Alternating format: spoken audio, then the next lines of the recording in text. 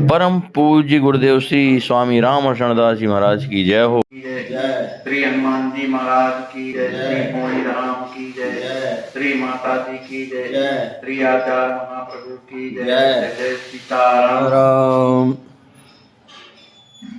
कल के प्रसंग में हम आप लोगों ने श्रवण किया कि जिस समय स्वामी जी महाराज श्री द्वारकाधीश जी महाराज के दर्शन करने के लिए गए तो वे स्वयं प्रभु पीताम्बर धारण करके आए और स्वामी जी का स्वागत करते थे।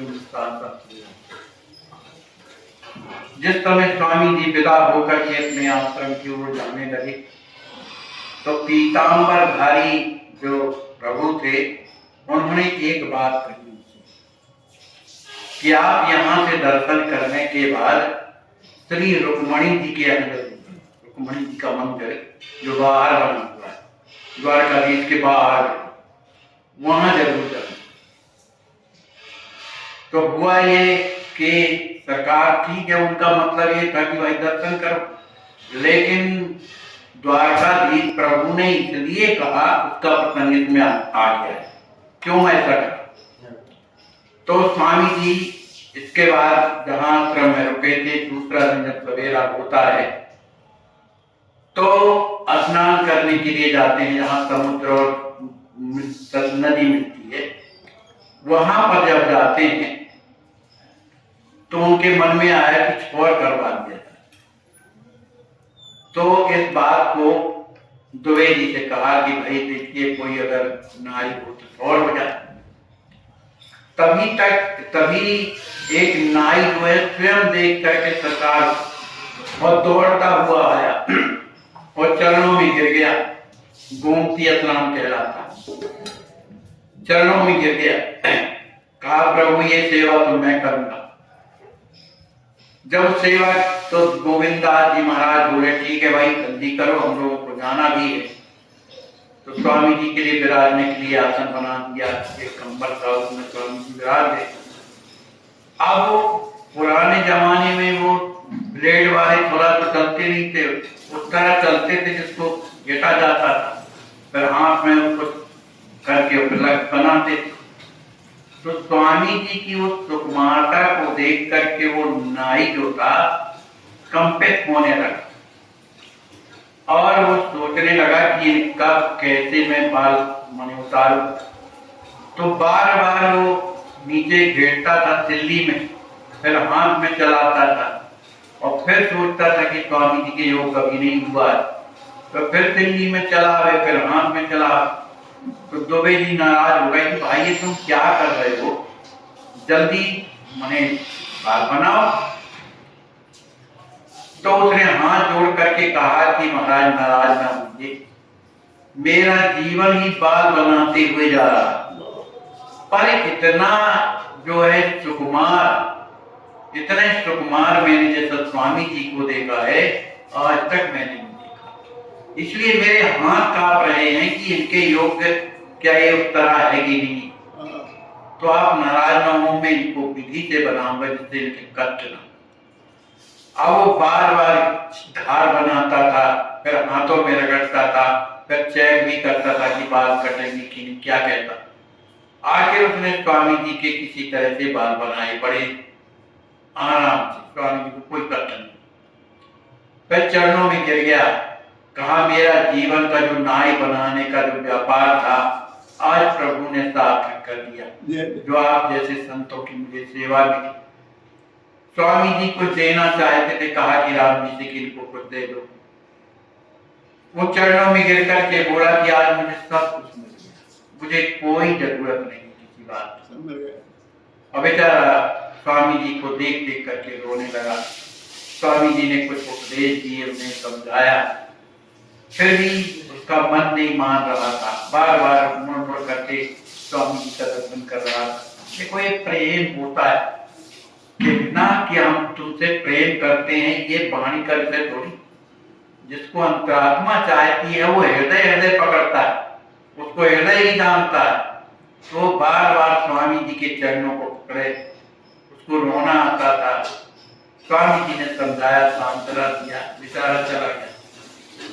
इसके बाद सरकार अपने आश्रम में आते हैं। आश्रम में अपना जो नित्य नियम था वो किया। नित्य नियम के करने के बाद फिर स्वामी जी रुक्मणी जी के मंदिर की ओर जाते हैं। जब रुक्मणी जी के मंदिर की ओर जब जाते हैं तो जैसे जगमोहन के पास पहुंचे और खड़े हुए, उस समय पर्दा खुलने ही वाला था। तो जो पुजारी जी, उस समय पुजारी तो आरती करते थे लेकिन खोलने वाले अलग रहते थे। तो जो खोलने वाला तो जैसे ही पर्दा ऊपर उठाता था वो पूरा नहीं खुलता था, वो आधा जाता था फिर अपने आप नीचे गिर जाता। ऐसी 2-4 बार हुआ तो दुबे जी ने कहा भी अभी क्या श्रृंगार नहीं हुआ जो आप लोग ऐसा करते हैं। तो उसने कहा कि मैं श्रृंगार तो सब हो गया है लेकिन स्वयं श्री जी पर्दा गिरा देती, मैं उठाता हूं लेकिन वो खुद गिरा देती। अब इतने के बाद जो महंत जी वो आए इस बात को सुन करके, वहां मंदिर के जो महंत थे वो आए, उन्होंने हाथ जोड़ करके प्रार्थना किया स्वामी जी से कि आप मिथिला धाम से पधारे हैं। तो दुबे जी ने कहा नहीं, हम लोग मिथिला से नहीं आए, अयोध्या धाम से आए। कहे तो भाव संबंध तो मिथिला का होगा आपका? कहाँ ये तो है। आज सवेरा जब मैं उठने लगा तो थोड़ी मुझे जब तंद्रा आ गई तो श्री जी ने मुझसे कहा कि हम भैया से नाराज, भैया से नाराज, उनको पहले मेरे यहाँ आना चाहिए, मैं क्योंकि उनकी बहन। वो जाकर द्वारकाधीश जी के पास रहे और मैं 2 दिन से उनका इंतजार कर रही हूँ। उनके लिए ये सब सजाए बैठी हूँ कि मेरा भैया आएगा तो पहले मुझसे मिलेगा, इसलिए मैं नाराज हूं, उनसे मैं नहीं मिलना चाहता।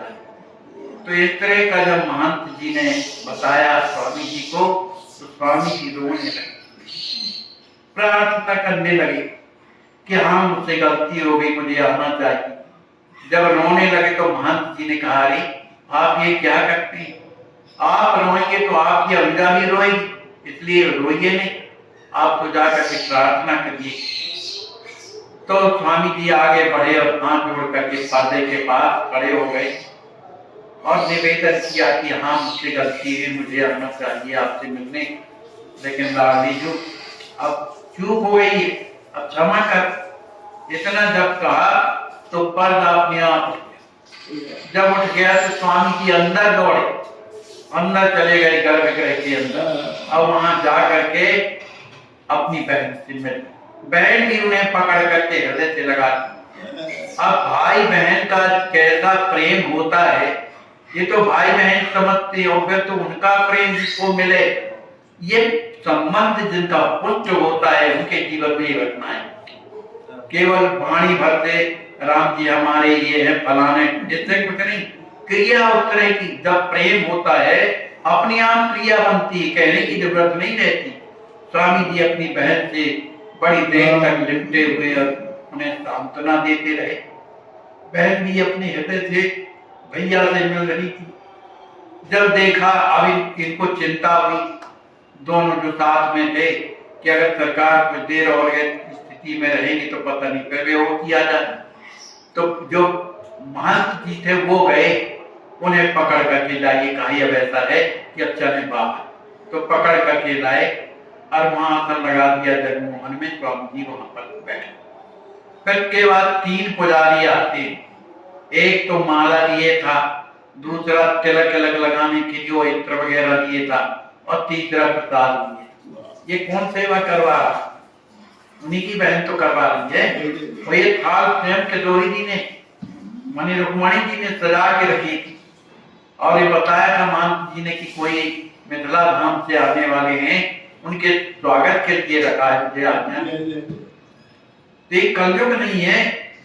इसके बाद स्वामी जी बैठे बैठे अपने भाव में मग्न थे, उन्हें प्रसाद दिया गया। फिर के बाद स्वामी जी वहां से फिर अपने आश्रम को आते हैं। आश्रम में आकर के थोड़ा विश्राम करते हैं। विश्राम करने के बाद फिर उनके मन में आया कि हमारे साथ में जो लोग हैं उन्होंने राम जी दुबे की, तो आखिर उन्होंने पूछा, प्रार्थना किया कि स्वामी जी जब द्वारकाधीश द्वारका में रहते हैं तो रुक्मणी को अकेले उधर क्यों रहना पड़ा? तो स्वामी जी ने एक कथा सुनाई। कहा भैया बात ऐसी कि एक बार जो है दुर्वासा जी आए द्वारकाधीश का दर्शन करने के। तो द्वारकाधीश आए तो द्वारका में ठहरे हुए थे। उस समय भगवान द्वारकाधीश जी थे, राजा थे। तो उनको देख करके उनके चरणों में प्रणाम किया और कहा महाराज हमारे यहाँ आप चल करके अतिथि स्वीकार करें। तो उन्होंने कहा कि जो हम कहेंगे वो करोगे तब जाएंगे। तो द्वारकाधीश जी ने हाथ जोड़ दिया, प्रभु क्या करना है?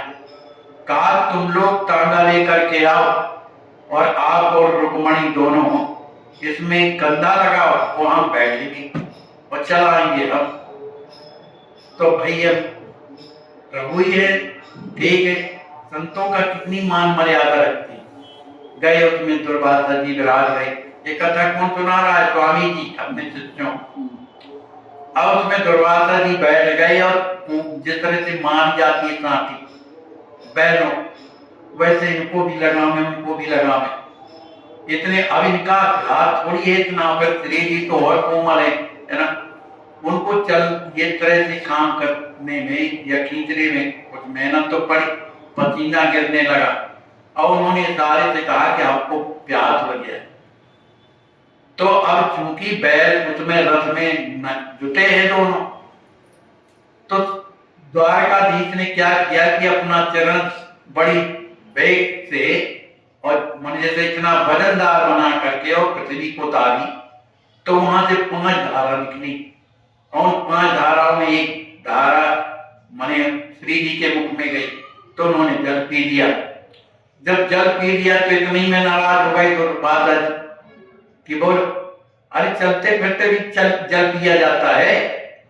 तो इस तरह से नाराज होकर के वहां से और रथ से उतर गए और श्राप दे दिया कि आप लोगों ने हमारा अपमान किया, रथ में तो बैठाया लेकिन ठीक से चलाया नहीं। तो उन्होंने कहा कि आप लोगों को हम श्राप देते हैं कि तुम दोनों का मिलन 12 वर्ष तक नहीं, 12 वर्ष तक तुम लोग अलग रहो।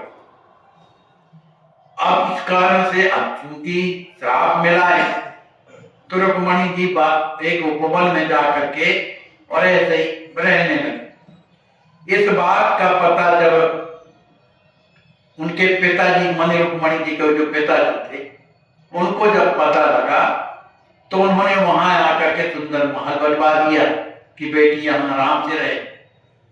अब सबसे बड़ी बात यह है कि नारद जी तो इधर उधर बताते रहते। पहुंच गए दुर्वासा जी के पास, कहे आपने उनको क्या नाम से श्राप दिया है कि वरदान दिया है? कहा मतलब कहा जहां अपने जंगल में उन्हें रहने के लिए कहा वहां तो राजमहल बन गया है, तो उनके लिए क्या उधर बनता थोड़ी। तो उन्होंने कहा ठीक है हम फिर श्राप देते कि चलो वहां पर कुछ भी पैदा नहीं होगा, सब पेड़ सूख जाएंगे। और जो समुद्र का पानी पहले मीठा था लेकिन उन्होंने श्राप दे दी कि खारा होगा, तो समुद्र भी खारा हो गया और उधर के पेड़ पौधे भी सूख गए। फिर भी भाई अब श्राप है उस तरह से रहते, इसलिए आज भी वो अलग रहते। इस तरह की जब कथा सुनाई तो सुनकर के उन्हें लगा, लेकिन दुख भी लगा कि बताओ ये संत हो करके भी और इतनी सुकुमार श्री जी हैं, उनको इतना कष्ट पीड़ा हुई। आखिर सरकार भी दुखी थे, लेकिन ये तो भगवान की लीला है ना। इसके बाद रात्रि में आकर रात्रि हो गई कि अपने आश्रम में आते हैं, आश्रम में आकर के और विश्राम करते हैं। इसके बाद क्या है कि उसी समय पर एक ऐसे महापुरुष आते हैं जिन्हें भगवत प्राप्त महापुरुष, वो स्वामी जी का दर्शन करने के लिए आए, लेकिन वह देव सिद्ध थे। वो आए, उनकी उम्र कम से कम 85 वर्ष की थी, लेकिन शरीर में एकदम तेज निकल रहा था। तो उन्हीं के साथ में एक माता जी थी, वो भी स्वामी जी के पास आती हैं।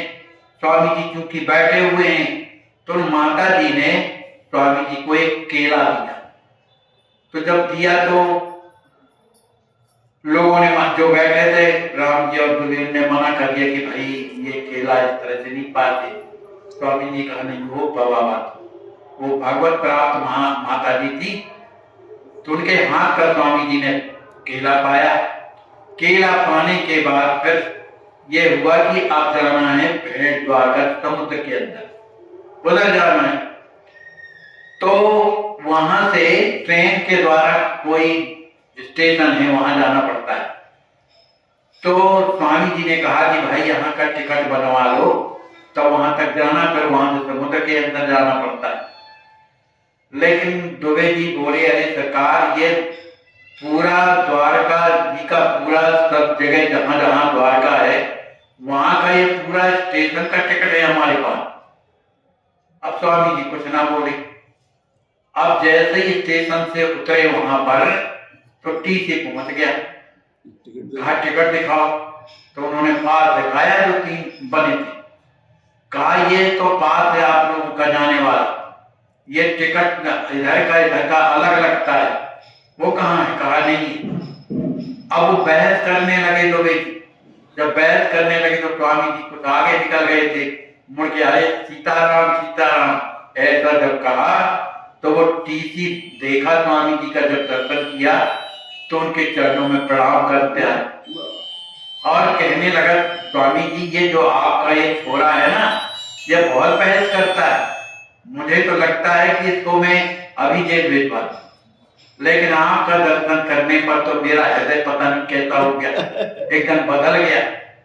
तो चालान तो होएगा, चाहे कुछ भी हो, क्योंकि ये रीत के विरुद्ध इन्होंने काम किया है, तो कुछ ना कुछ तो देना पड़ेगा। तो स्वामी जी पूछे, भाई क्या देना पड़ेगा बताओ? कहा हमें और कुछ नहीं चाहिए, आप जा रहे हैं भेड़ द्वारका, लेकिन जब वहां से आप वापस आए तो पुनः दर्शन दे, बस यही आपको इसका फाइन लगेगा। स्वामी जी प्रसन्न हुए और वहां से जाते हैं। वहां अब इसके बाद ओखा स्टेशन कहलाता, ओखा स्टेशन। फिर वहां से स्वामी जी नाव के द्वारा जाते, बड़ी बड़ी नाव चलती। अब पुल बन गया, आज उद्घाटन हो गया, अब पुल बन गया पूरा, हो गया पहले की बात। तो वहां जब जाते हैं तो अब वहां स्वामी जी जहां भी जाते हैं लोगों की भीड़ लग जाती है अपनी आप। तो वहां बहुत से लोग वहां पर आए। जब आए तो लोग दर्शन करने लगे। स्वामी जी ने कहा, भाई देखो इधर कहीं रुकने का स्थान हो तो देखो भाई। तो जिसके यहाँ जाना था पता लग ही जाता है कहाँ क्या रुकना, उधर जाता है। जाते हैं तो स्वामी जी सीताराम कह के आवाज लगाते हैं। तो जब आवाज लगाते हैं तो जिनका वो आश्रम था, वैसे विशेष अच्छा नहीं था, अब समुद्र के बीच के टापू में बना है सब, लेकिन फिर भी अब क्योंकि रुकना है, दर्शन करना है, तो वहां पर रुके। लेकिन वो अनुकूल व्यवस्था नहीं थी। इतने में वो माता जी आती हैं जो द्वारकाधीश के दर्शन करने गई थी और केला स्वामी जी को पवाया था, वो वहीं की रहने वाली थी। तो उन्होंने जब स्वामी जी को देखा तो अपने घर गई, और उनकी बहन भी एक रहती थी जिनके यहाँ सीताराम जी का मंदिर था।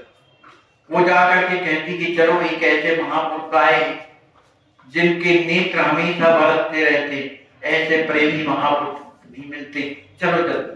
तो दोनों बहनी आई तो स्वामी जी के चरणों में प्रणाम किया।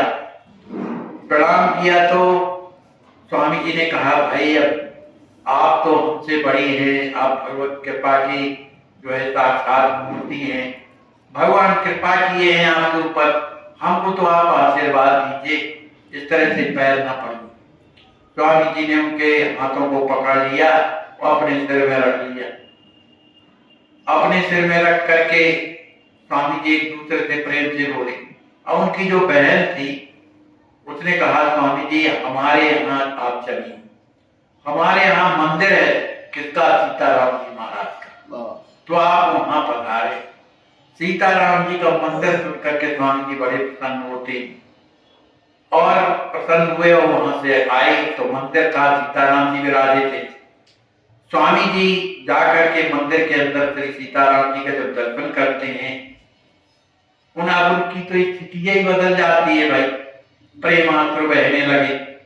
माता जी ने सीताराम जी का चरणामृत दिया और राम जी को जो हार पहनाया गया था वो तुलसी का हार, तुलसी दल का, वो ला करके स्वामी जी के गले में डाल।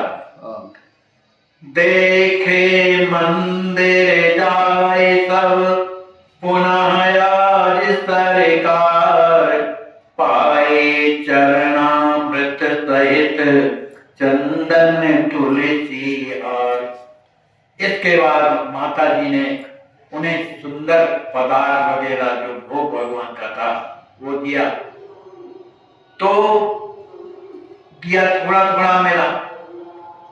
अब इसके बाद फिर वहां से लौटने लगे, तो जहां रुके तो वहां फिर आए।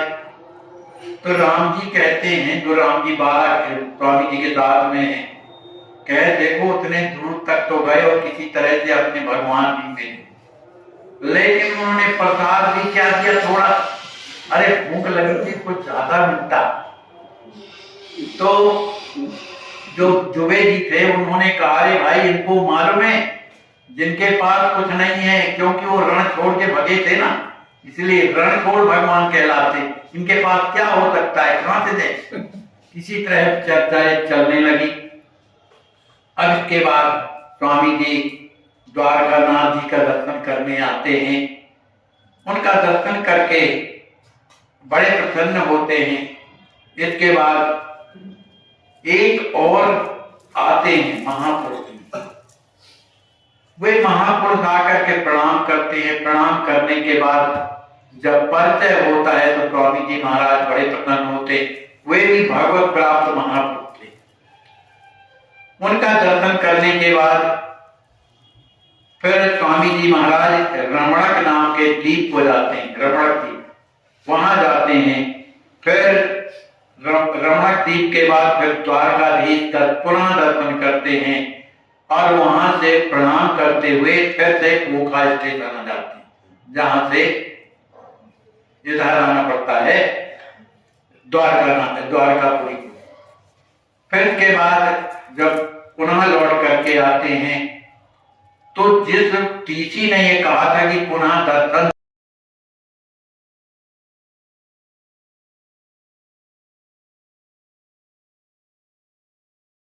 आप यह जो दृश्य देख रहे हैं, ऐसे आज भी हजारों लाचार वृद्ध अस्वस्थ हालात में पड़े हुए तड़पते ईश्वर अल्लाह से मना रहे हैं कि अब मैं जीना नहीं चाहता, सहा नहीं जाता, मुझे ले चलो। आइए, अगर आपके दिल में ऐसों के प्रति दर्द है तो ट्रस्ट के साथ मिलकर अपने अवकाश प्राप्त समय का दान देकर अपनी बौद्धिक योग्यता का, अपने धन का सच्चा सदुपयोग करके इनका दर्द मिटाएं और उस परम पिता परमेश्वर अल्लाह गॉड का प्यार प्राप्त करें। जिंदगी व संपत्ति तो एक दिन हमें छोड़ना ही है, तो क्यों ना हम अपने हाथ से ही उसका इन दुखियों की सेवा में सदुपयोग कर महान पुण्य के भागीदार बने।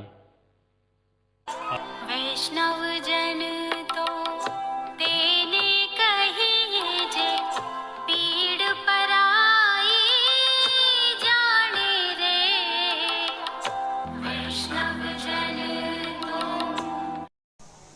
जय सिया राम। दंडवत महाराज जी, कैसे हैं?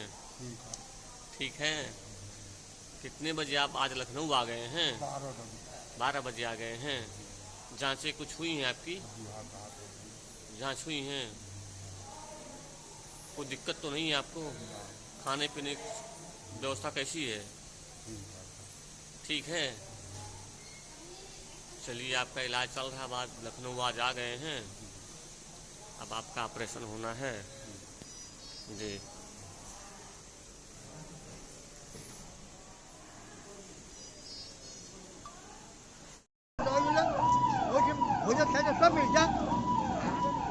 जय सिया राम।